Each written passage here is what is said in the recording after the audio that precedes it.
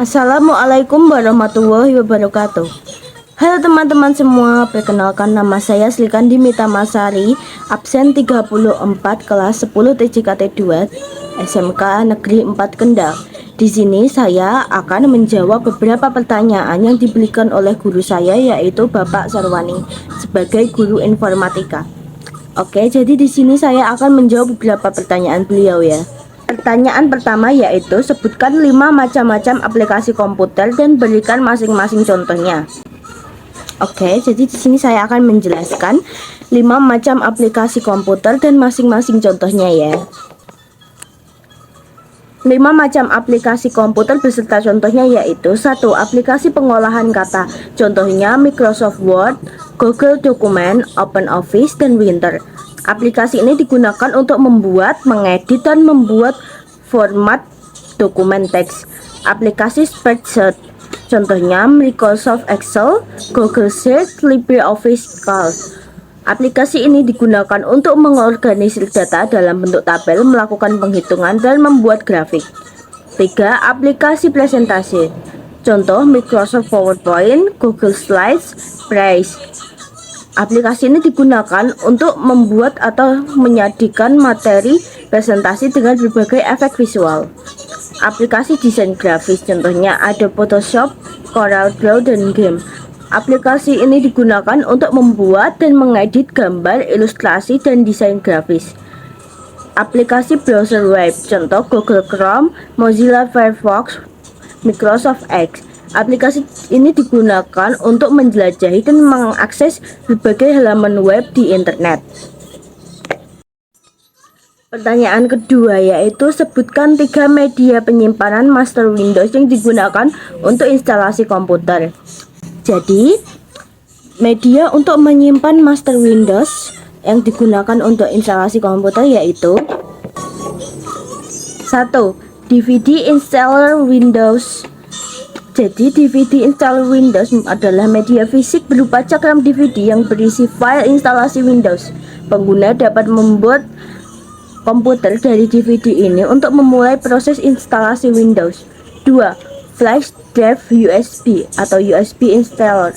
Flash drive USB atau USB installer adalah media penyimpanan portable yang berisi file instalasi Windows.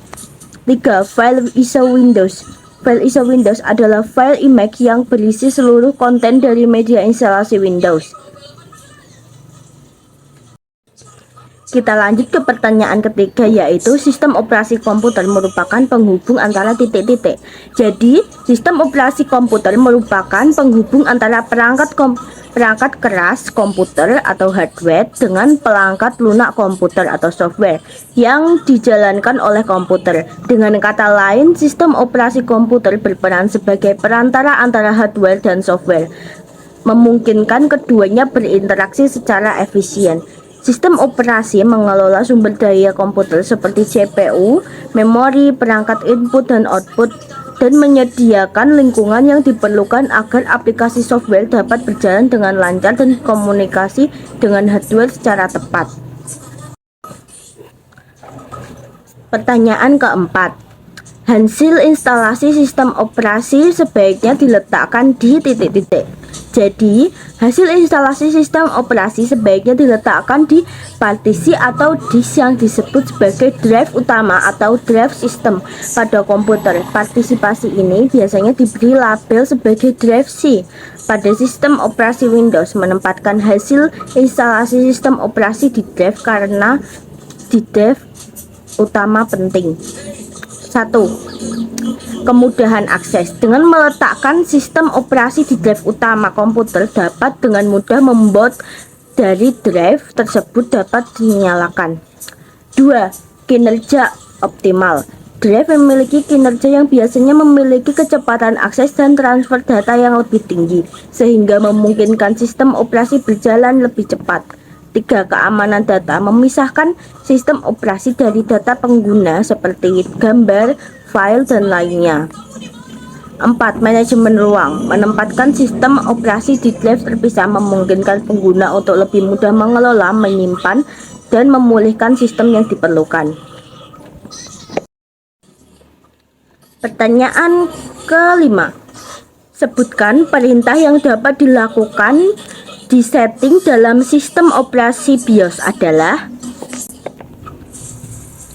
Beberapa perintah yang dapat dilakukan di pengaturan setting dalam sistem operasi BIOS atau Basic Input Output System meliputi konfigurasi boot order, mengatur urutan boot untuk menentukan dari mana komputer akan memboot sistem operasi, misalnya dari hard drive atau USB drive, tanggal pengaturan dan waktu. Pengaturan tanggal dan waktu, menyesuaikan tanggal dan waktu sistem yang digunakan oleh komputer. Konfigurasi perangkat keras mengaktifkan atau menonaktifkan untuk mengatur pengaturan perangkat keras seperti CPU, RAM, hard drive, dan perangkat lainnya. Pengaturan energi, mengatur opsi daya dan manajemen energi komputer seperti mode sleep, hibernasi, atau pengaturan daya lainnya. Pengaturan keamanan, mengatur sandi atau fitur keamanan lainnya untuk melindungi akses ke BIOS. Monitoring suhu dan menjaga kesehatan sistem, memantau CPU, kecepatan kipas, dan parameter kesehatan sistem. Pemulihan default, mengembalikan pengaturan BIOS ke pengaturan default pabrik.